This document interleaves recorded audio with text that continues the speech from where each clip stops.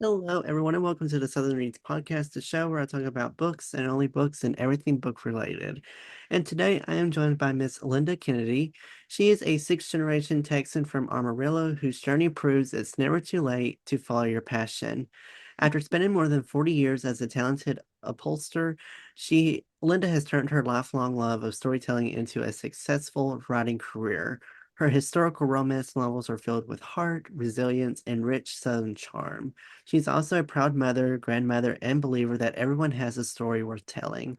So she's here. She's going to tell us a little bit more about her backstory and talk more about the books she has come out with.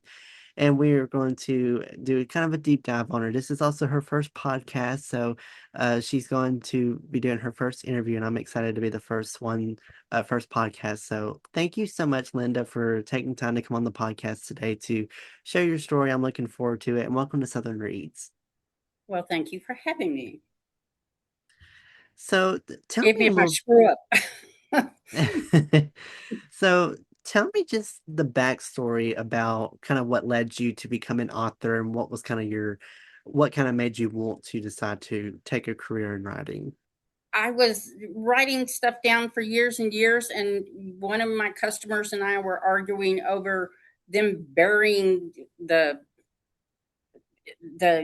czar and his family. And she goes, "You know all this history stuff. Why don't you write it down?" And I said, "Well, I don't know how to use a computer." And she goes, "You got to be kidding me!" And and she goes, "Learn how to use a computer and start writing it down." And I did. And within about a couple of years, I had a book written. And unfortunately, she died before she ever saw it finished product. So the third book I wrote, I dedicated to her. So anyway, that's how it wound up getting started. And the first book I wrote was called Fallen Woman. And it's a historical romance from 1630 England. So that's how I got started. So when you were crafting your first novel for Fallen Woman, uh, how did you want to craft the book? Did you want it to be a historical fiction at first, or did you have a particular genre of novels that you had a particular gravitated towards more, or were you just trying to see where your creativeness was going to take you? I had two or three that I had put down on yellow notebooks that I kind of started combining together, but I had a pretty good idea because the women back then were treated more like sale items than they were treated like women because they were just used as property than wives or daughters, and I kind of thought that sucked. So anyway, that's where it kind of started out. So I combined the two or three books I had together and made one book out of them, and it wound up one book. So that's how it wound up together, and wound up publishing it, and then rewrote it again, kind of when I redid it, and so and that's what it looks like. So anyway, but she got two men in her life, and she had to wind up living with, getting a chance to live with both of them. So my sister and sister-in-law are still pissed at me about the middle of it. So that's, I'm going, I won't do that again. So anyway, but anyway, that's how that one wound up. And then I decided to do a Western that's about my family stories. It's called Lone Star Lady. And that's her. And I started her in the middle, walking down those stairs with a derringer in her gown, going to go shoot her stepfather to get her sisters back. So I kind of write differently. I may start in the middle or start at the end, or weird things. But if you look behind me, you see all the Southwest stuff. My family's been in this country for over 200 years, so I kind of have a little bit of Southwest going. The rug behind me is over 100 years old. So I got a bunch of family stories that went into that, kind of mesmerized around a fictional woman. And so that's how that one happened. And then the third one is called Mayan Moon. And she's just all the way out there. So she's about half witch. So, but she's running from a man that wouldn't take no for an answer and damn near beat her to death to prove it. So, but she ran all the way down into Central South America to get away from him. And that didn't work either. So, anyway, he still followed her, but she had some help along the way. So, some people just won't take no for an answer. So, anyway, now you know what's going on. But I've lived in the Texas Panhandle for close to 70 years, and my family's been here for almost 200. So, that's kind of what's going on with me. So, now you're totally bored. So when you're doing the history, because I know with the Fallen Woman, you have to do a lot of historical history and you have to do a lot of research.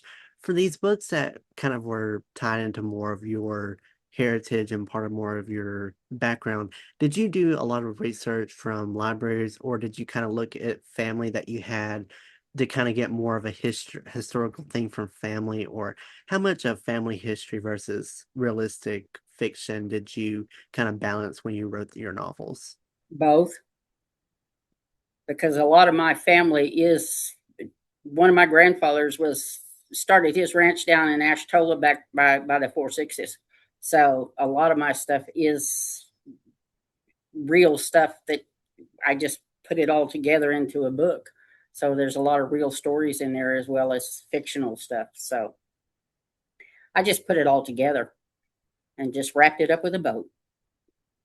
So, and then the historical stuff, of course, you have to go back through books and you have to look everything up and you have to make sure you've got the right names and the right kings and the right queens and that kind of stuff. But and that all has to be reasonably accurate. Otherwise, somebody will come back and say, no.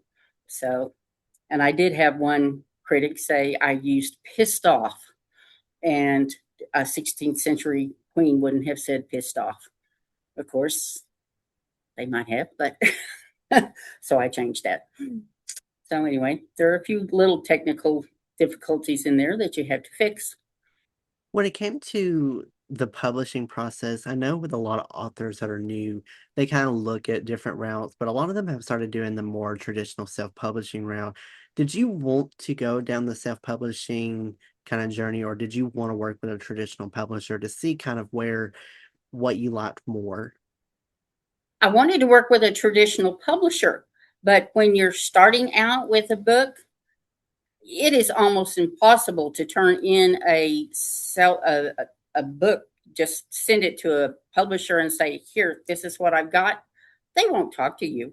So you've almost got to have a published piece of something to present, and then you need a literary agent. And I had a very nice one that thought he had mine moon sold, and then he went into a New York hospital during COVID and he died. And so that kind of didn't do wonders for everything. So we started all over again. So I'm getting a little long in the tooth for this, but I'm still trying. But anyway, that's where I'm going. I'd like to have a traditional publisher, but I have not got one yet. So I'm still after the same goal. Have you done any sellings or book signings in your area of trying to promote your book and have local bookstores been able to put your book out for sale? I think Barnes and Noble has my book out for sale, but I have not done any book signings. No. As an author that, you spent more than 40 years being a upholsterer and you kind of worked in that field for a long time, was was there any fear of switching it from a career that you had done for so many years into a new career, not knowing the future of what could hold up to it? And how did you kind of make that transition? Honey, I'm still working in upholstery. I've done it for 54 years. And I do books on the side. I kind of do that from midnight to 4 in the morning. So I still have a job. So anyway, I said retire, and my customers came out of the woodwork going, no, we need this done and this done. So I'm still working. So I Well, don't have to worry about money. I just do books because I want to do books. So I like writing, and I've got four more on my computer, and another one I'd like to publish in another few months. So anyway, that's how that goes. How has your family helped encourage and support your writing journey? Well, they haven't told me to stop yet, so I guess say things just think it's okay. And my sister gets first read on everything and tells me you need to do this here or do that there, or this is not right. You need to do so. And then I go back and fix what she thinks needs to be fixed. And then my daughter helps me with all the computer stuff because I'm kind of computer stupid. So she helps me with all this stuff. From the people that have read the books so far and the books that you've had people that have reached audiences, what's been so far the feedback that you've received so far? Everything I get on feedback is excellent. In fact, some of the people that read it down here, I've already had two of my readers get in touch with me. When's the next one coming out? I'm going. I'm trying. I just haven't had time to get it published, and I'm going. And one of my readers is going. I just when I get a new book, I stop, and my husband's on his own for 2 days because I'm stopping and I'm reading. I'm going. Okay, she goes because you can't just stop and do your book. It's something you need to stop and read. I'm going, okay, whatever. Because I figure if I'm bored, my readers are bored. So I make sure they're not bored. I bet it feels good though knowing that people are out there reading these books and they are desperately want more from you there or want more books to come to follow.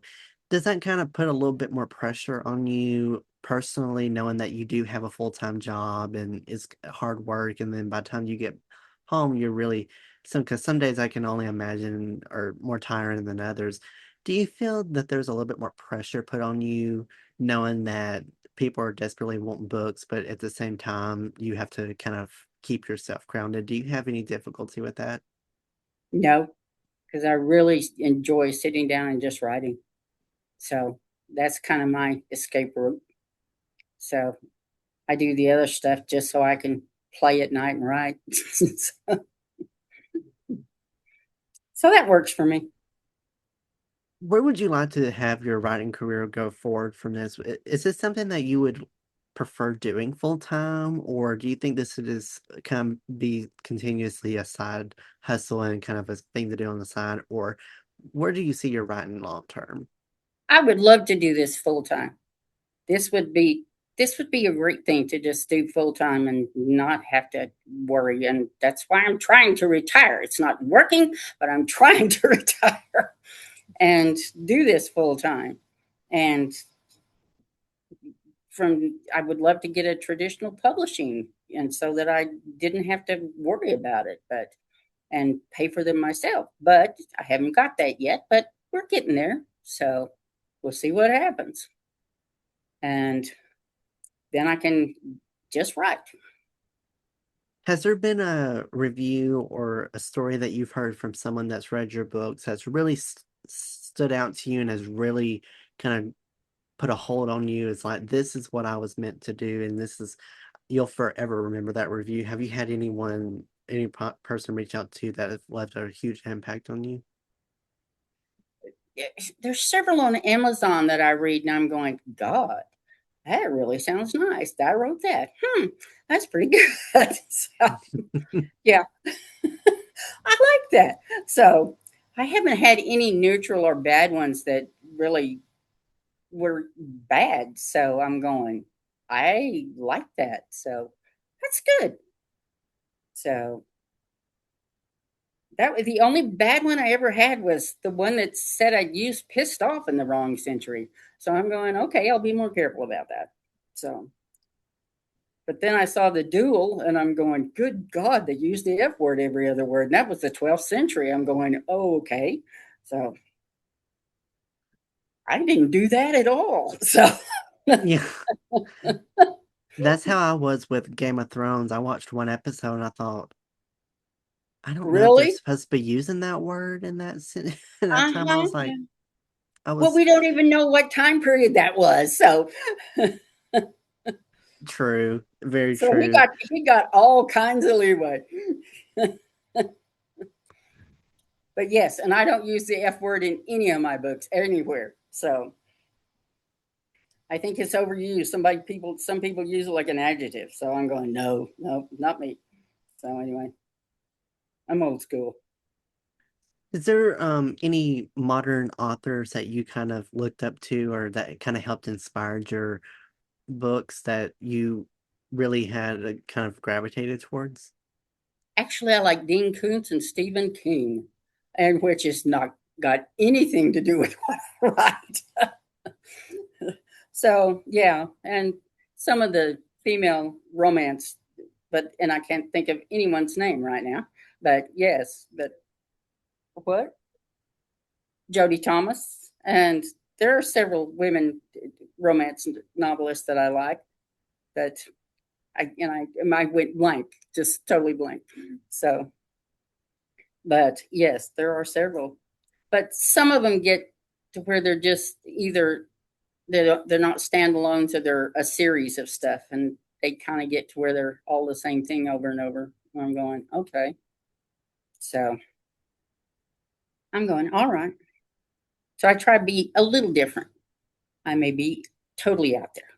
So I know earlier you had mentioned that, that you're not really kind of in the tech savvy crowd, but I know a lot of people do the social media things like Instagram and the TikTok, they have all these communities. Have you tried reaching out have anyone from those communities reached out to you about your book? And do you think that you would find any successful rates if you did do social media promotion for the book?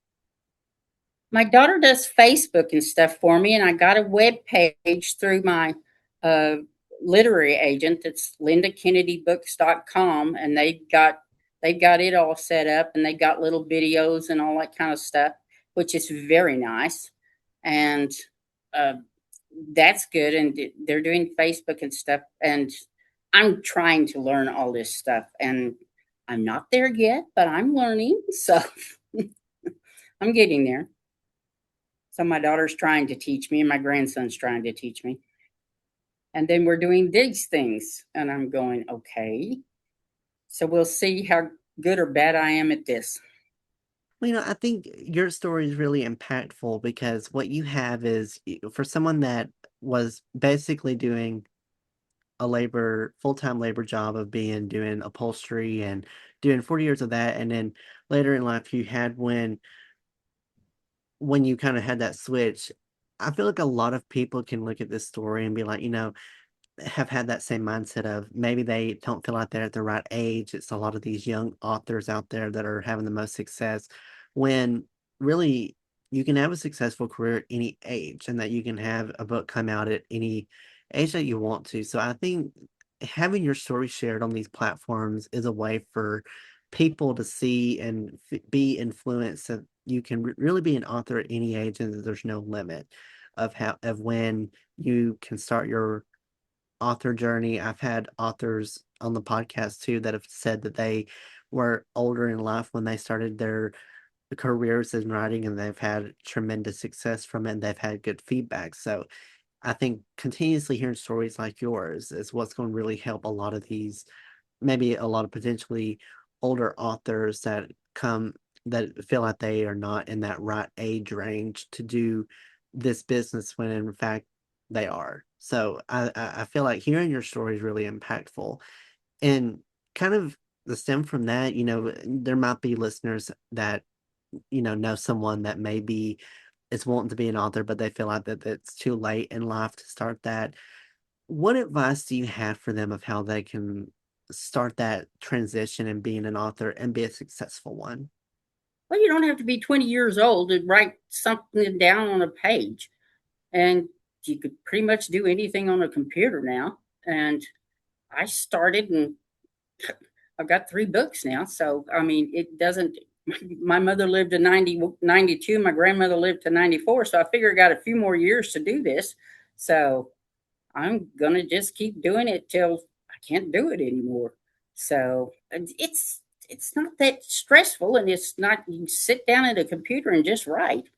So it's not that hard, and you don't have to be a young person to do it.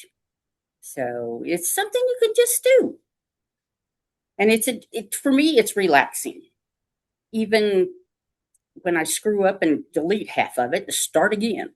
So it's not that difficult, and you can just keep doing it till you don't want to do it anymore. And right now, I'm not there. So I just keep doing it. And most people can. Yeah, I find writing to be it can be therapeutic and calming, but sometimes it's not for everyone that I will say. It's not for everyone because some people might not find comfort in it, knowing that, some people could be like, how can you sit there and just write for 2 hours and then just delete everything? I feel like some people wouldn't want to do that. They'd want to keep it. The thing with writing is that you want it to be perfect when you are writing it. If you gave a book to someone and it was just a bunch of words that made no sense, it would not really resonate with them, or they would not have a lot of relatability to it. You want to have people be able to connect with it and be like, I related to this book so much. This basically was just like a retelling or life telling of my life, and it left a huge impact on them. So I think some people won't find writing like that, but some others do, and if they do it, they do it for a passion. To just the To anyone listening, what do you hope readers take away from your books and the stories that you tell? Well, nothing's ever perfect. So read it. If you like it, great. If you don't finish it. But if you like it, get the next one. But I mean, nothing's ever perfect in this world. And when I start a book and I go through and I don't like what I've written, I delete it, or I go to bed and think about it. And the next morning I'm going, okay, I can change that and do this or do that and make it better. But eh, enjoy what you're doing. I mean, for God's sake, the life is too short to worry about everything. And just enjoy what you're doing. And if writing's what you want to do, give it a shot. What's the worst that can happen? You don't sell a book, or you don't write a book, or you get halfway through it and you say, okay, this is not for me. So just go and try it. If it doesn't work, it doesn't work. Now, I know that you had mentioned a little bit ago that you have books that you are currently working on. What are your plans next as an author? And what are some projects that you are most excited about that are coming up? And what would you like to see happen maybe in the future? Well, I've got one that's almost finished. I've got, oh, two or three more chapters on it. I've got another historical romance that's almost finished and ready to publish. It's called Charlotte and the Elder's Daughter, and it's almost done. So that's my next project. So hopefully within the next few months, I can have it ready to go. But I got to go all the way through it and do some work on it. You correct as you go, or I do. So, I don't know how Yeah. you do or how you work, but that's what I do. I'll have to read all the way back through it and fix what I didn't fix as I was writing, because I get ahead of myself and then I have to go back and fix. So, The main writing that I do is poetry writing. That was kind of my specialty of what I was kind of gifted in doing. And I could write it, and it was just kind of what I'm thinking at the time. But there have been times I look back and I'm just like, that makes no sense. And I'm like, I can find like an error that I made, but I don't want to change it because it would mess up the time on my thing when you wrote it. And I love to try to keep it like the original time. So I'm like, it's just got to say messed up. But oh, there and have I been can't do times poetry at all. it's Well, for me, it's here, poetry for me is It fits in your interesting. head. It well, I just don't. I didn't used to love poetry because people used to get these wild, outlandish things when it came to poetry. Like someone could be like, the simple roses are red, violets are blue, and then they could have like my shoes are pretty, yours are too. Someone could come up with that and say, oh, it's talking about someone's. It's like comparing like how it's describing shoes, and then someone could come out and be like, it's about a woman who lost her child. And I'm just like, how did you get that from that? I've literally have heard outlandish things from people when it comes to poetry. I'm just like, okay, I don't know how you got that out of that, Okay. but okay. But my poetry is sort of somewhat thorough. I mean, it'd be interesting to see how people can kind of Connect. contemplate and kind of interpret what they get, but they're pretty straightforward. So I'm not the one that does hard poetry or try not to, but I don't know. I've done about 100 or so, I think, and that was kind of all like within a year. So I usually could like pump 5 or 6 out easily in a day. That's kind of what I was, and they're kind of have all been on my phone. But that I kind of write in the moment, and I try not to make any revisions because I just wanted people to see like what I was thinking about at the time. But I think hearing your story, I think so many people are going to really resonate with this. And I appreciate you so much for taking time to come on the podcast today to share your story and to really just starting podcasting as a way to kind of get your story out there. Because as I had mentioned earlier, I think so many people will really resonate with this and really will find motivation in them to start their careers and will start out with can start their journey at any time. So, for people listening, if they would like to check you out on the socials, if they would like to find your books and would like to support you on your journey, I know you had mentioned the website. If you could give the website again, and where can people go to learn more information about your books and where Okay, it's people can go to Linda connect? Kennedy Books.com, and they can find out all the information they need. So if you would like to check those out, I will put her link in the description box and in the show notes. Her website will be down there.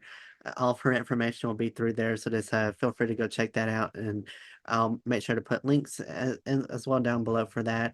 Feel free to follow the podcast on the socials. You can reach out to me on Instagram and TikTok at southern.reads. Follow me on Facebook, Twitter, and YouTube at Noah's Podcasts. And feel free to also check out my website, Noah's Podcasts com to learn more about this show as well as the other shows that I do. Feel free to follow or subscribe to the podcast so you get notified of when new episodes come out in the future. Thank you so much to everyone for coming onto the podcast and tuning in. Hope you all have a great rest of your day. Be safe, and I'll catch y'all in the next episode of Southern Reads.